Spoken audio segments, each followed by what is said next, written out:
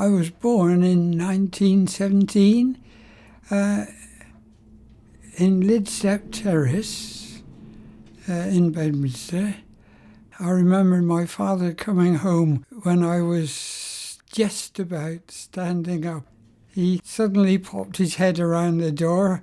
My mother was very surprised because he was in theory in France.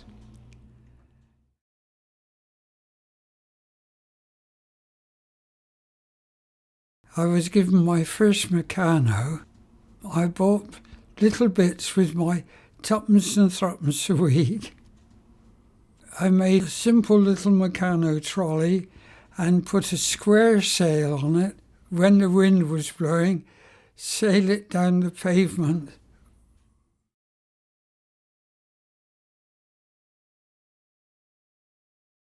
I progressed to a 1923 Douglas, which was being thrown away by somebody, and I think I bought it for something like £2 or £3, which I had to scrounge from my father. I actually joined a Fishponds and District Motorcycle Club and started riding in club trials.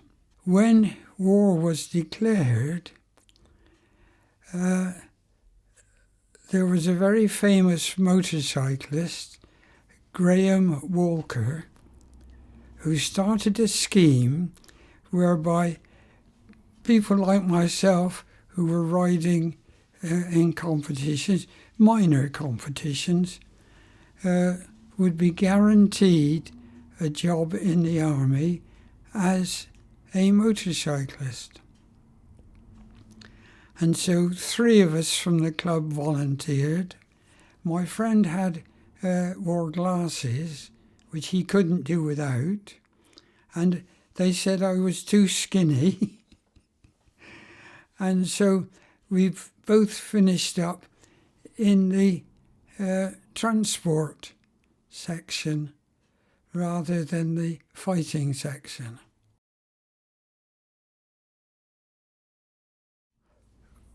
The Cavalry Division was a relic of the First War. Edgar and I first really realised what we were in for when we sailed from the south of France to Palestine in this convoy of troop carriers, and some of them were carrying horses. And we remember seeing some of these horses being shot and dumped overboard because they were becoming ill with the rough seas. We were stationed in Sarafand. During that period, I think my friend and I spent, I'm not sure if it was 5 days or so, learning the right way to stand to attention. And literally, that was the only army training I ever did. The 2 of us would be sitting outside company office, and one of us would be ready to go off, and the other one would be relaxing. We didn't have wireless sets, and organisation was very, very, I was going to say non-existent. There'd be a shout from the window, one of the windows in this office, DR, and so I would go off with a message in my pack.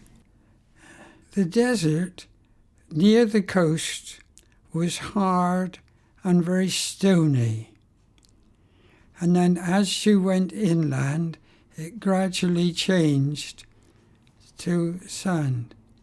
And of course, there were no signposts and no roads. I always seemed to finish up in the right place.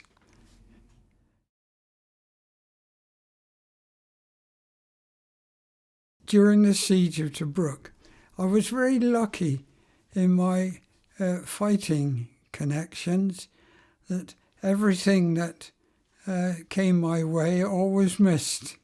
I was doing all sorts of duties there.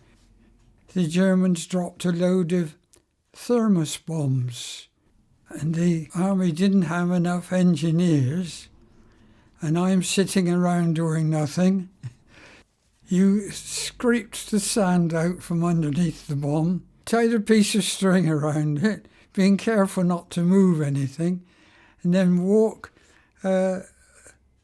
quite a distance before you pull the string.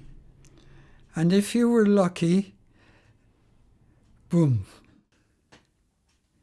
When we had moved out of Tobruk, we had nothing to do on Christmas Day. We were only about 3 or 4 miles from the coast, and so decided it would be nice to go for a swim. And there is a photograph of us having our Christmas lunch in this little wadi, and I'm afraid I was one of the very scruffy ones, still showing my wet hair.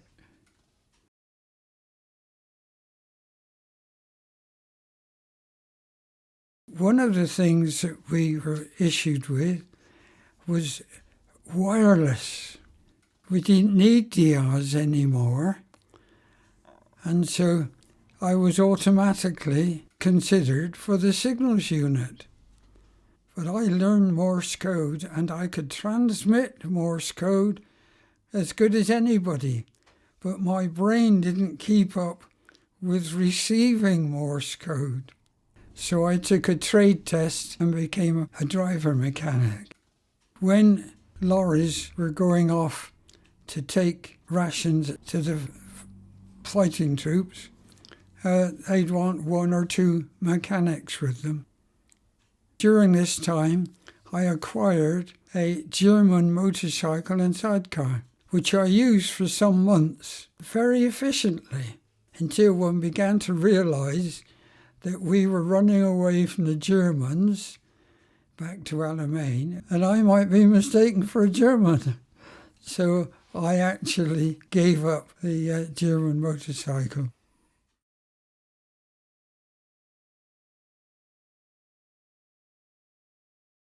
I'd recovered from my yellow jaundice, and at Khartoum they said, we're attaching you to the Sudanese Army, and you know your way around the desert. I was sent back to Wadi Halfa, where the Sudanese unit was supplying the long-range desert group. And from then on, I was working as a mechanic and liaison with the Sudanese for the rest of my service in Africa. My friend Edgar, when I had the yellow jaundice, he stayed with the company. But of course I was now with the Sudanese, so we lost touch. We went out in January 1940, and we were out there for 4 years and 11 months. We were brought home on a convoy from Alexandria back to England. I arrived in Templemead Station in the middle of the night, complete with a kit bag, and had to walk home. And I arrived home 2 or 3 o'clock in the middle of the night. And when my father answered the door, he said, "Oh, I've been expecting you. Edgar called in earlier that he got home yesterday." And so we hadn't seen each other for the 12 months I'd been with the Sudanese, but we arrived home together.